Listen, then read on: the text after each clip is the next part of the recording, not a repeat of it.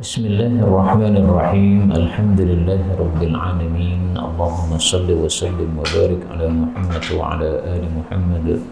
Allahumma anfa'na bima 'allamtana wa 'allimna ma yanfa'una wa zidna ilma wa barik lana fi ilmina warzuqna al-ikhlasa fil qawli wal 'amali kamila wa 'ilman nafi'an la yunsa wa tawfiqan daima wa sihhatan wa yaqinan wa 'afiyah. اللهم افتح لنا كل خير ويسر لنا كل أمور. اللهم انصر المجاهدين وارحم المستضعفين ودمر أعداء الدين واطمس على أموالهم آمين يا رب العالمين. Alhamdulillah kaum muslimin rahimakumullah. Kita lanjutkan pengajian hadis dari kitab Al-Jami' As-Shaghir karya Al-Hafidz As-Suyuti yang sudah wafat 911 Hijriah rahimahullah ta'ala. Dan kita masih membahas pada huruf sin pada hadis 4811. Tapi sebelumnya saya ingin menyampaikan satu hadis yang berkaitan dengan Asyura. Dan Asyura itu adalah tanggal 10 Muharram. Dan Asyura ini termasuk hari yang mulia. Dan di hari Asyura ini ada satu hadis yang populer bahwasanya Rasul sallallahu alaihi wasallam bersabda, "Man wassa'a 'ala ahli", barang siapa yang melapangkan nafkah untuk keluarganya yauma Asyura, pada hari Asyura, wassa'allahu 'ala ahlihi tula sanatih, maka Allah akan melapangkan nafkah sekeluarganya sepanjang tahun. Ini hadis isnadun dhaif, sanadnya dhaif. Tetapi meskipun sanadnya dhaif, Al-Imam Al-Baihaqi dalam Syu'abul Iman mengatakan hadhil asanid, sanad-sanad ini, ada beberapa sanad ya, disebutkan ada 4 sebelumnya itu. Wa in kanat dha'ifah, meskipun memang dhaif, fahiya, maka sanad-sanad tersebut idza dumma ba'duha ila ba'din, kalau sebagiannya digabungkan kepada sebagian yang lain, akhadat quwwatan, maka dia itu menjadi kuat. Wallahu a'lam. Jadi ringkasnya, menurut Imam Baihaqi, hadis ini ada kekuatan, bisa diamalkan. Sanadnya dhaif, tapi beberapa jalur saling menguatkan. Karena itu yang sudah Asyura pada hari Sabtu ini, termasuk saya mengikuti jumhur, maka lapangkan nafkah keluarga pada hari ini, hari Sabtu. Tapi hari Sabtu sudah habis Pak, ini sudah hari Ahad sekarang. Nah yang belum Asyura, Asyuranya masih besok hari Ahad, berarti silahkan lapangkan nafkah untuk keluarga dalam hari Asyura ini. Memberi nafkah kepada keluarga adalah kewajiban setiap hari seorang kepala rumah tangga, termasuk hari Asyura. Sehingga kalau menambah, melapangkan nafkah kepada keluarga, ini bukan perkara yang bid'ah, ini cuma perkara muamalah, dan ini setiap hari kita lakukan. Hanya saja ada fadilah yang memang sanadnya dhaif tetapi bisa saling menguatkan tadi. Kemudian kita lanjutkan hadis 4811. Rasul sallallahu alaihi wasallam bersabda, as-suflu, bagian bawah itu adalah arfaq, lebih mudah. Hadis diriwayatkan oleh Imam Muslim dari Abu Ayyub Al-Ansari radhiyallahu anhu. Hadis ini ada ceritanya. Rasulullah ketika datang ke Madinah berhijrah, maka pertama kali karena belum punya rumah, itu beliau tinggal di rumahnya Abu Ayyub Al-Ansari ini. Abu Ayyub rumahnya tingkat ya. Kemudian Rasulullah SAW berada di bawah, Abu Ayyub berada di atas.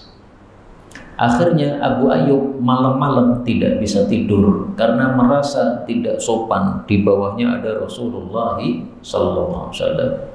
Akhirnya paginya beliau mengatakan, wahai Rasulullah, Anda di atas saja, saya merasa tidak sopan kalau saya di atas. Maka beliau mengatakan, as-suflu arfaq, bagian bawah itu lebih mudah. untuk saya karena banyak tamu-tamu yang datang, ya. Namanya seorang nabi baru saja datang ke Madinah, pasti setiap hari tamu-tamu pada datang. Nah, kalau di atas itu kasihan tamunya harus naik turun, atau kasihan nabi harus naik turun. Akhirnya Abu Ayyub Al-Ansari berada di atas. Berikutnya as-sakinata, tenanglah ibadallahi wahai hamba-hamba Allah. As-sakinata, tenanglah. Ini sabda Nabi SAW ketika beliau melakukan haji wada. Orang kan ngebut, ya, cepet-cepetan, ya, supaya berada di depan. Oleh Nabi disuruh tenang, tenang. Haji ini ibadah. Ibadah itu tidak untuk cepat-cepat, tapi dengan ketenangan. Di kitab saya ini tertulis as-sakniyah, salah ya, as-sakinah. Berikutnya as-sakinatu, tenang itu maghnam, adalah ghanimah. Wa tarkuha, dan meninggalkan tenang itu adalah maghram, hutang. Maksudnya kalau kita melazimi ketenangan maka nanti akan untung. Sementara kalau kita tidak melakukan ketenangan maka nanti akan buntung. Tapi hadis ini derajatnya dhaif kata Syekh Albani. Dan di sini kitab saya ini tertulis lagi-lagi as-sakniyah, salah ya, as-sakinah. Berikutnya 14, as-sakinatu, ketenangan itu fi ahli syai, pada para pemilik kambing-kambing, wal baqar, dan sapi-sapi. Hadis ini dhaif. Adapun yang sahih tidak ada tambahan wal baqar, tetapi asya saja, kambing saja. Zaman dulu orang Arab yang miskin dengan yang kaya itu dilihat gembalaannya. Kalau gembalaannya kambing berarti miskin. Kalau gembalaannya onta berarti kaya.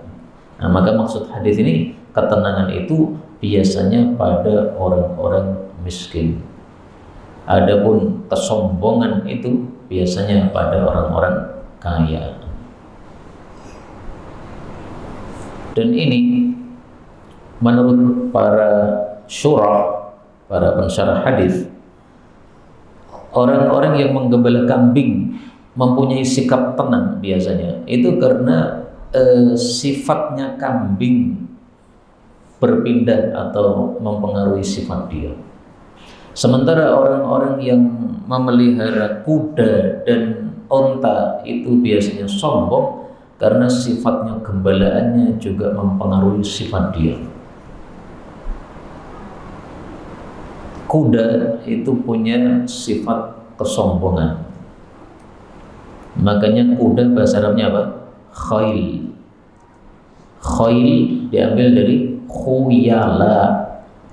Khuyala sombong, khail kuda.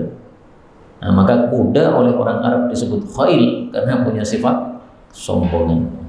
Yang jalan kemelinti dan sebagainya. Nah, sehingga yang naik pun juga ikutan kemelinti. Nah, sekarang ini kita di Indonesia terutama tidak memelihara kambing, tidak memelihara onta atau kuda, tapi bisa terpengaruh sifat kita dengan sebab kendaraan yang kita pakai.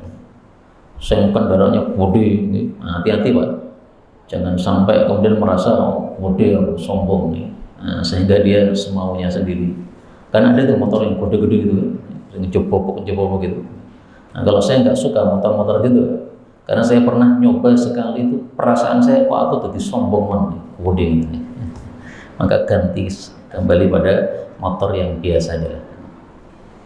Bukan berarti motor itu haram, bukan ya. Silahkan punya motor gede silahkan, tapi hati-hati jangan sampai merembet kepada sikap panjenengan seolah-olah menjadi orang besar.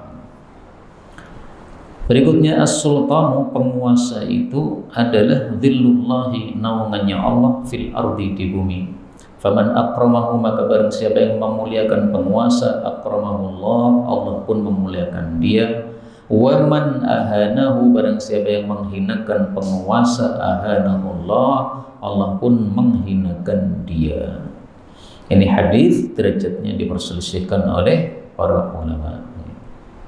Kalaupun sahih, maka as-sultan, penguasa, ini adalah penguasa yang syar'i, khalifah atau amirul mukminin. Adapun penguasa Indonesia, yaitu penguasa de facto saja, tapi bukan yang dimaksud sebagai amir atau imam atau khalifah atau sultan atau hakim yang disebutkan di dalam hadis-hadis Nabi Sallallahu Alaihi Wasallam. Berikutnya 16, as-sultanu, penguasa itu dhillullahi, naungannya Allah, bayangannya Allah, fil ardi, di bumi, ya'wi ilaihi, yang menuju kepadanya, kullu madlumin, setiap orang yang terzalimi, min ibadihi, dari hamba-hamba Allah. Fa in adala, kalau penguasa itu adil, kana lahul ajr, adalah baginya pahala, wa kana, dan adalah ala ra'iyati, atas rakyat, asyukur, wajib bersyukur. Ini kemungkinan pertama ya, adil. Kemungkinan kedua, wa in jara, dan jika dia itu zalim, au hafa, atau menyimpang, au zalama, atau zalim, sama, kana alaihi wizr, maka atasnya dosa, wa kana ala ra'iyati sabr, dan atas rakyat hendaklah bersabar. Jadi rakyat itu tugasnya dua, syukur, sabar. Pemerintah dolim, segala sesuatu diambili pajaknya, setiap bisnis apapun sudah mencapai omset tertentu diambil pajaknya, dolim itu. Rakyat sabar saja. Kemudian pemerintah baik sama rakyatnya, membuat program-program yang menguntungkan rakyat, alhamdulillah, syukur. Nggak usah kita melengsarkan pemerintah tersebut, karena malah terjadi kekacauan nanti. Wa idza jarat, dan apabila zalim atau menyimpang, al-wulatu, para pemimpin-pemimpin, qahitatis sama, maka akibatnya adalah qahitat, menjadi kering, as-sama'u, langit, artinya sudah tidak lagi turun hujan. Nah, hari-hari ini kalau panas tidak turun hujan, mungkin karena ini. Wa idza, dan apabila muni'an, dicegah, az-zakatu, zakat, maksudnya tidak pada mengeluarkan zakat, halakat, maka matilah al-mawashi, ternak-ternak. Wa idza, dan apabila zaharu zina, tersebar zina, zaharal faqru, maka tersebarlah kefakiran, wal maskanatu, dan kemiskinan. Jadi zina menyebabkan rakyat pada miskin. Wa idza, dan apabila ukhfirat, dirusak, az-zimmah, perjanjian perlindungan, perjanjian melindungi orang-orang kafir, udila, maka diberi kemenangan, al-kufaru, terhadap orang-orang kafir tadi. Artinya kalau ada perjanjian damai dengan orang kafir, umat Islam tidak boleh merusak perjanjian. Kalau merusak bagaimana? Yang menang nanti orang-orang kafir. Maka Islam itu mengajari untuk tidak merusak perjanjian. Dan hadis yang kita baca ini, panjang ini, dhaif, bahkan palsu, kata Syekh Albani. Tetapi sebagian maknanya sahih. Rasulullah mengatakan, inni la akhisu bil ahdi, saya tidak akan merusak perjanjian dengan musuh, wala ahbisul buruda, dan saya tidak akan menahan utusan-utusan musuh. Jadi kalau musuh ngirim utusan bawa surat, itu oleh Nabi tidak akan ditangkap, pasti akan dilepas oleh Nabi SAW, karena dia sebagai tamu, tidak boleh dilecehkan tamu itu. Dan itu hadisnya sahih, riwayat Abu Dawud di dalam kitab sunannya. Berikutnya, as-sultanu, penguasa itu adalah dhillullahi, bayangan Allah, fil ardi, di bumi, ya'wi ilaihi dha'ifu, yang datang kepadanya orang lemah, wabihi, dan dengan sebab penguasa yang tasir, mendapatkan pertolongan, al-madhlumu, orang yang terzalimi. Wa man akrama, dan barang siapa yang memuliakan sultanallahi, penguasanya Allah, fid dunya, di dunia, akramahullahu, Allah pun akan memuliakan dia yaumal qiyamah, besok pada hari kiamat. Hadis ini juga didhaifkan Albani, dan ini maksudnya adalah kesimpulannya adalah rakyat jangan melengsarkan khalifah atau Amirul Mukminin. Meskipun Amirul Mukminin atau khalifah tadi dolim misalnya, kedolimannya dia tanggung. Nanti mereka akan mendapatkan balasan yang setimpal dari Allah Subhanahu wa Ta'ala. Berikutnya 18, as-sultan, penguasa itu adalah dhillullahi, bayangannya Allah fil ardi, di bumi. Faman ghasyahu, maka barang siapa yang menipunya, dhalla, maka dia sesat. Wa man nasahahu, dan barang siapa yang menasihatinya, ihtada, maka dia mendapatkan hidayah. Hadis ini juga palsu kata Syekh Albani. Kata-kata ghasya itu sebenarnya arti asalnya bukan menipu, ya, tapi ini untuk mempermudah terjemah. Jadi ghasya itu apa? Ghasya itu kebalikan dari nasoha. Nasoha itu apa? Berkehendak baik kepada orang lain. Pemerintah dolim, kita nasihati, nah, itu berkehendak baik. Pemerintah punya program yang bagus, nah, kita bantu, itu namanya menasihati. Nah, kebalikan dari menasihati itu adalah ghasya. Pemerintah punya program, kemudian orang-orang yang ikut dalam program tadi malah mengkorupsi dana program, nah, itu ghasya namanya. Dia tidak berbuat nasihat kepada program pemerintah yang bagus tersebut, malah merusaknya dengan dikorupsi. Berikutnya as-sultanu, penguasa itu dhillullahi, bayangan Allah fil ardi, di bumi. Fa idza dakhala ahadukum, maka apabila seseorang masuk baladan, pada satu negeri, laisa bihi sultanun, yang tidak ada padanya penguasa, fala, maka janganlah yuqiman bihi, dia tinggal pada kota tersebut. Di sini tertulis yuqmiyanna, salah ya. Yuqiman, jangan tinggal di situ. Jadi satu negara tidak ada penguasanya yang kuat, pasti kekacauan yang ada. Sehingga jangan tinggal di situ. Irak misalnya, setelah Saddam Hussein lengser, nggak ada penguasanya kan? Ya ada, tapi boneka dari barat. Akibatnya gimana? Di mana-mana kekacauan. Termasuk guru saya, Syekh Mahir Al-Fahl, ini ulama Irak, tapi kemudian pindah. Sekarang di mana saya nggak tahu. Pindah karena tadi nggak aman di Irak. Sekarang mungkin sudah pindah lagi ke Irak, wallahu a'lam, karena madrasah beliau namanya masih Madrasah Hadits Al-Iraqiyah.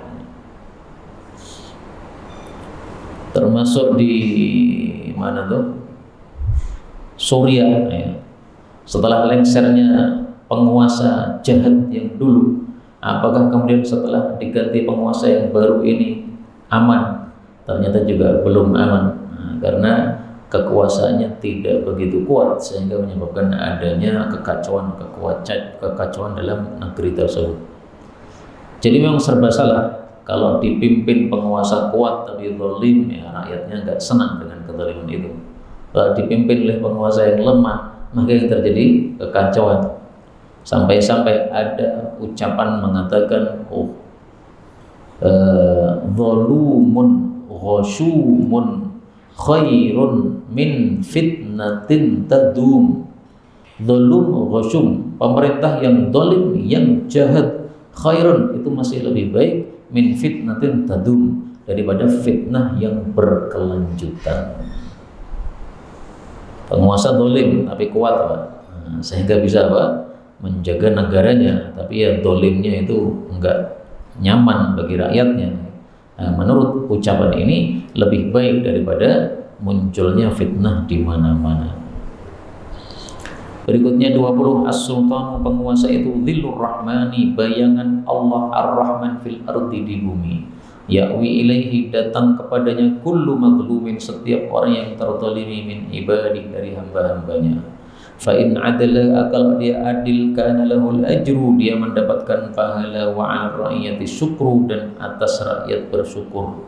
Wa in jara, dan apabila dia menyimpang, wa hafa, menyimpang, wa zalama, zalim, kana 'alaihil isru, maka atas tanggungan dia dosa, wa 'ala ra'iyyati sabru, dan atas rakyat hendaklah sabar. Sama dengan tadi, dan hadis ini dianggap palsu oleh Asy-Syaikh Al-Albani rahimahullah ta'ala. Al-isru itu sama dengan al-wizru, dosa. 821 As-Sultanul Adil, penguasa yang adil, al-mutawadhi, yang tawadhu, dhillullah, itu adalah bayangan Allah, warumhuhu, dan tombaknya Allah, fil ardi, di bumi. Yurfa'u lahu, diangkat untuk penguasa yang adil tersebut, amalu sab'ina siddiqan, amalan 70 orang siddiq, seperti Abu Bakar As-Siddiq radhiyallahu anhu. Ini juga hadis palsu. Jadi kelemahannya kitab Jami'us Shaghir ini sebagiannya hadis-hadisnya palsu. Padahal di dalam muqaddimah kitab beliau mengatakan, saya akan kumpulkan hadis-hadis yang populer dan tidak ada hadis palsu padanya. Tapi ternyata beliau tidak menyesuaikan dengan muqaddimah kitabnya tersebut. Karena itu kitab ini meskipun populer, ya banyak yang meringkas kitab ini menjadi kitab yang lebih bermanfaat insyaallah, yaitu karena dipilih hanya hadis-hadis yang sahih. Nah, kita sudah terlanjur pelajari kitab ini dari 2013 sampai 2025. Ya udah, lanjut aja terus sampai selesai. Tinggal sedikit. Karena seingat saya huruf shin itu sudah kita pelajari dulu. Berikutnya 22 as-salaf, salaf fi habalil habalah, di dalam jual beli habalul habalah itu adalah riba, haram seperti riba. As-salaf itu apa? As-salaf itu seseorang membayar dulu barangnya belakangan. Itu disebut salaf atau disebut salam. Boleh dilakukan apabila tidak ada jahalah, sesuatu yang tidak jelas. Nah, orang-orang jahiliyah dulu melakukan salaf, tetapi pada habalul habalah. Habalul habalah artinya apa? Janinnya janin. Jadi ada onta bunting, kemudian saya bayar. Yang saya bayar apa? Bukan onta buntingnya tadi, tapi janinnya janin onta bunting. Sehingga onta bunting ini ditunggu sampai keluar janinnya. Kemudian janinnya tadi nanti akan bunting. Kalau sudah bunting, dia mengeluarkan janinnya juga. Nah, cucunya si onta bunting itu yang kita beli. Berarti kapan kita mendapatkan onta tadi? Enggak jelas. Maka karena tidak jelas, maka hukumnya riba, seperti riba. Jadi bukan maksudnya riba, bukan. Ini bukan riba. Ini haram seperti riba. Sehingga di sini ada kata-kata yang dihapus. Haramun kariba, yaitu haram seperti riba. Adapun riba cuma ada dua macam, riba ain, riba dain. Nah, di sini bukan riba, tapi seperti riba. Berikutnya 23 as-sallu, sal itu adalah penyakit pada paru-paru. Syahadatun adalah mati syahid. Jadi penyakit dalam pada paru-paru, kemudian mati dengan sebabnya, matinya mati syahid di hadapan Allah Subhanahu wa ta'ala. Istilahnya apa? Syuhadaul akhirah, syahid akhirat. Kalau di dunianya tidak dianggap syahid, sehingga masih dimandikan jenazahnya, masih disolatkan jenazahnya. Kalau syahid dalam perang itu tidak dimandikan jenazahnya, biarkan darahnya nempel pada tubuhnya, karena darahnya ini nanti wangi ketika bangkit dari kubur. Nah, maka di sini syuhadaul akhirat, syahid di akhirat, alias di akhirat nanti dikelompokkan oleh Allah termasuk kelompok para syuhada. Mudah-mudahan semua kita masuk surga tanpa hisab, tanpa azab, sebagaimana para syuhada. Amin ya rabbal alamin. 24. As-samahu, toleran itu, ribahun, ribah atau robah, robah, untung. Wal usru, sementara susah, itu adalah syu'mun, sial. Ini maksudnya akhlak dalam jual beli. Jual beli itu lakukan secara toleran. Salah satu bentuk toleran bagaimana? Ngambil laba jangan terlalu banyak. Halal sebenarnya ngambil laba 200% halal. Bahkan 2000% pun juga halal. Tetapi tidak sama. Kalau ditawar dan masih ada untung, masih bisa dijual, kasihkan saja. Toleran namanya. Tapi kalau susah, maka syu'mun, sial. Sial artinya tidak banyak yang suka dengan cara jual beli kita. Akhirnya karena tidak banyak yang suka, tidak banyak pelanggan. Kalau tidak banyak pelanggan, ya akhirnya mati jual beli kita itu. Maka tidak terlalu moto duitan kalau berbisnis itu, ya. Kita bisa melakukan seperti ini kalau kita berbisnis dengan ada niatan membantu orang. Saya jualan kitab, tujuannya apa? Bantu orang yang cari kitab. Nah, karena tujuannya bantu orang, sehingga seandainya labanya sedikit, nggak ada masalah, karena tujuan asalnya bukan duitnya, tapi apa? Membantu orang tadi. Nah, itu cara berpikir supaya kita bisa agak toleran di dalam berjual beli. Dan hadis ini derajatnya diperselisihkan ulama. Berikutnya 25, as-samtul hasan. Apa samtun itu terjemah yang enak? Hayatun hasanah. Jadi penampilan yang baik. As-samtul hasan, penampilan yang baik. Wattu adah, dan perlahan-lahan. Wal iktisad, dan ekonomis. Ngirit, tidak boros. Itu juz'un, satu bagian min arba'atin wa ishrina juz'an, dari 24 bagian minan nubuwah, dari kenabian.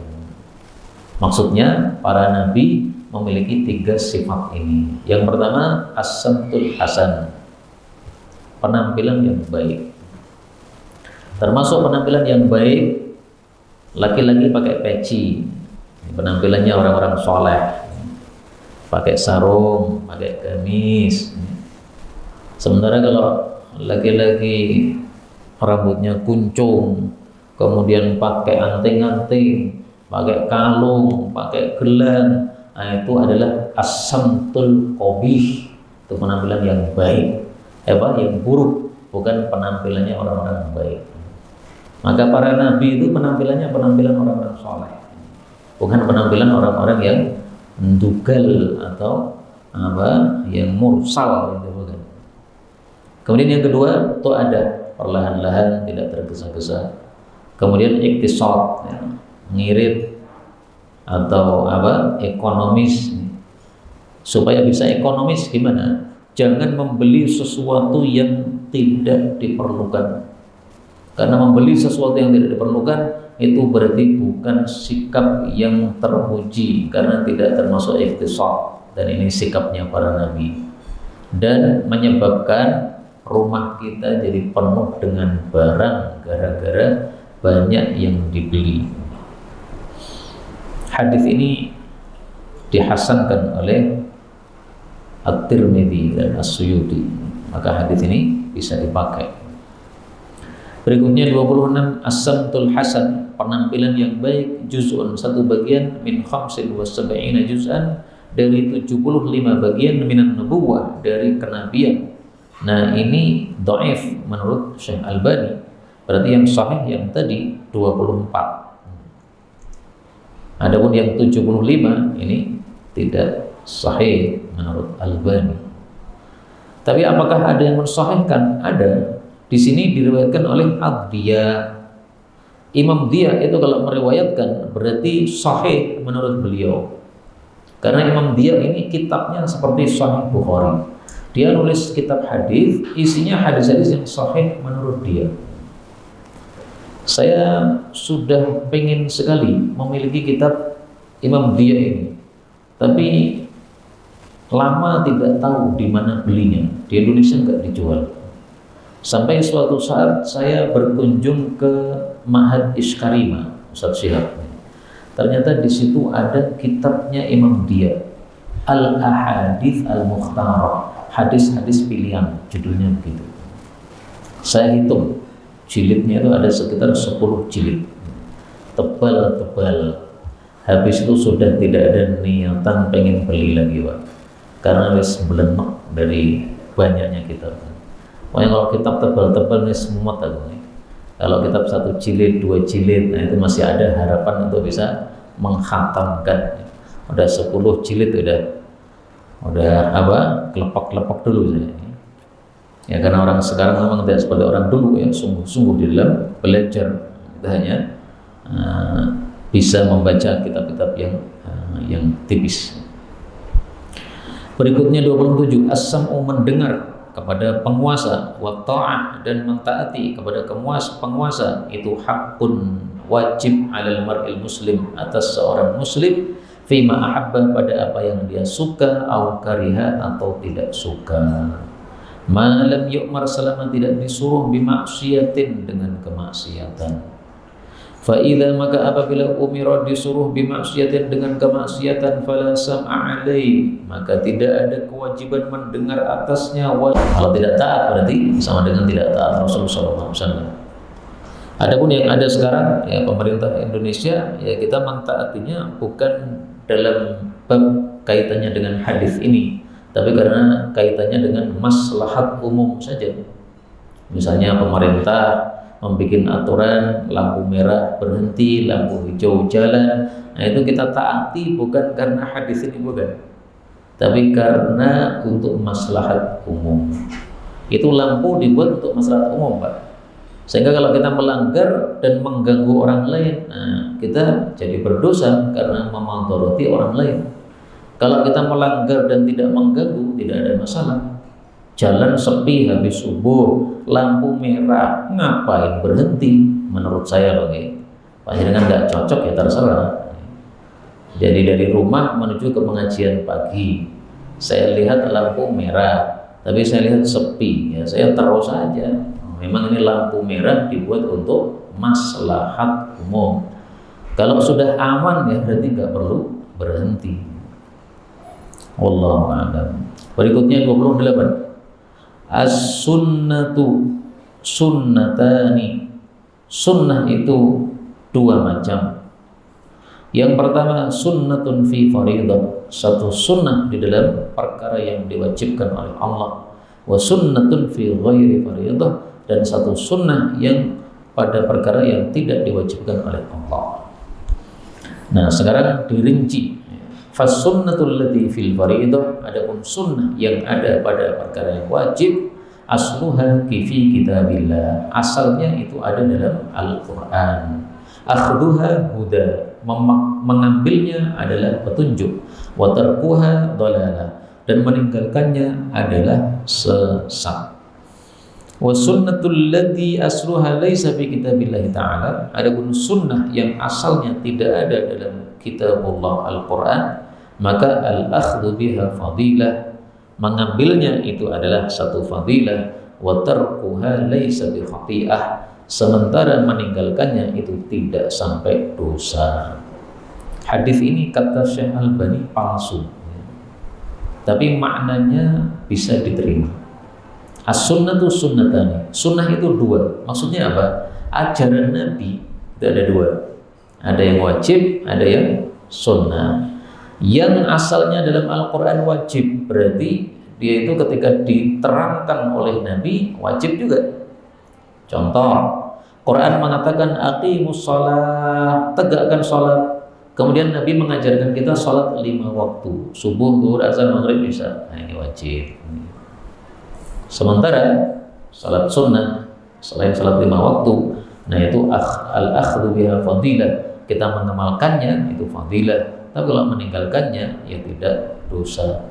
Jadi ajaran Nabi memang ada 2, ada yang wajib, ada yang sunnah. Kalau di Quran itu wajib, maka penjelasan dari Nabi untuk sesuatu yang wajib tadi juga ikut wajib, gitu. Contohnya tadi ya, aqimus shalah, berarti Tata cara sholat 5 waktu yang diajarkan Nabi, berapa jumlah rakaatnya, nah itu adalah wajib. Berikutnya 29, as-sunnatu sunnatani, sunnah itu ada 2 macam lagi. Yang pertama min nabiyyin, dari seorang nabi, misalnya Nabi Muhammad SAW. Yang kedua wa min imamin adil, dan dari penguasa yang adil. Hadis ini juga dikatakan palsu oleh Al-Albani. Adapun yang sahih, sunnah ada 2, yaitu sunnah Nabi sallallahu alaihi wasallam wa sunnatul khulafa'ir rasyidin al-mahdiyyin.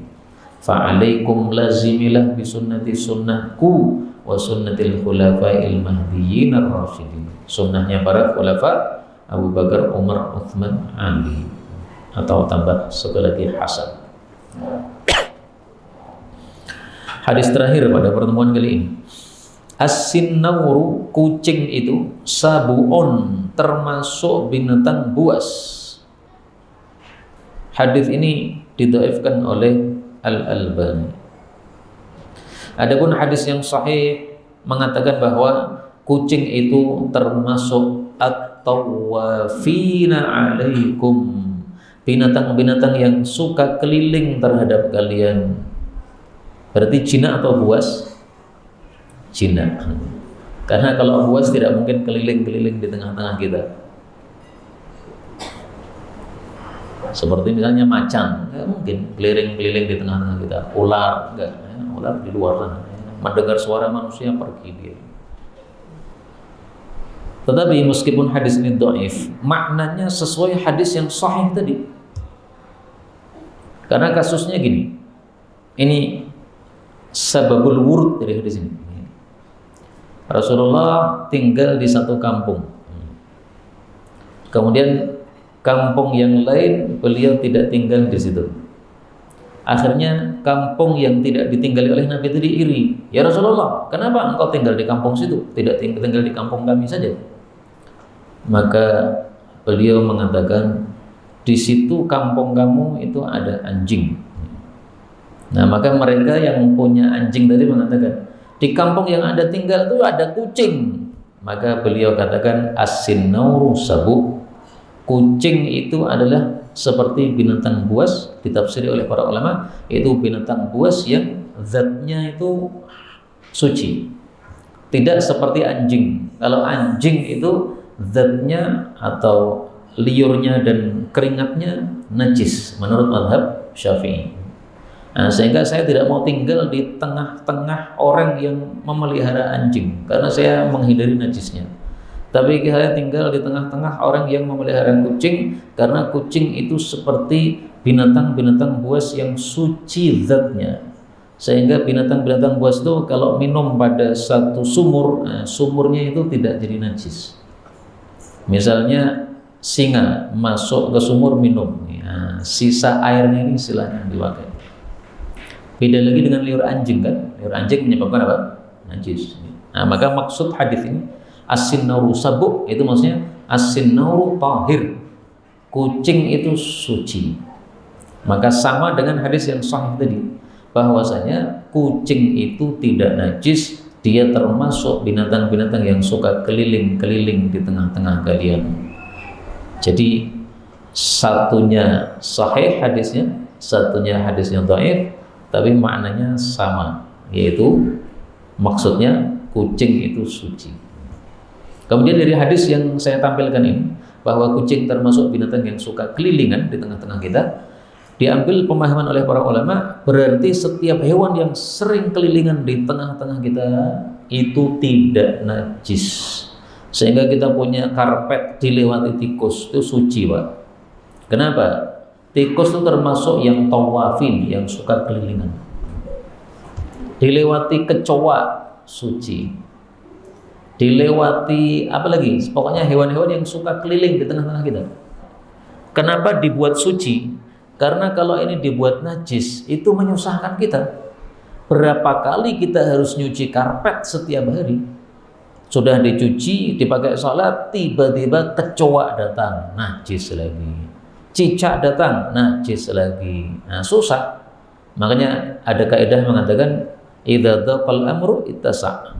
Kalau urusan itu menyempit, maka oleh Islam dilonggarkan. Nah, ini dilonggarkan ya, karena kalau tidak dihukumi suci menjadi sempit. Demikian yang dapat kita baca. Saya ulang lagi bahwasanya hari Asyura adalah hari Sabtu untuk tahun ini menurut jumhur, tapi menurut mazhab Syafi'i Asyura besok hari Ahad. Maka yang sudah puasa hari ini boleh tidak puasa hari Ahad, tapi yang belum puasa hari ini silahkan puasa besok hari Ahad, dan lapangkan nafkah untuk keluarga pada hari Asyura sehingga dilapangkan nafkah kita sepanjang tahun oleh Allah Subhanahu wa taala. Mudah-mudahan seperti itu ya, karena hadisnya meskipun dhaif tapi sanadnya banyak sehingga saling menguatkan. Wallahu a'lam bishawab, walhamdulillahirabbil alamin.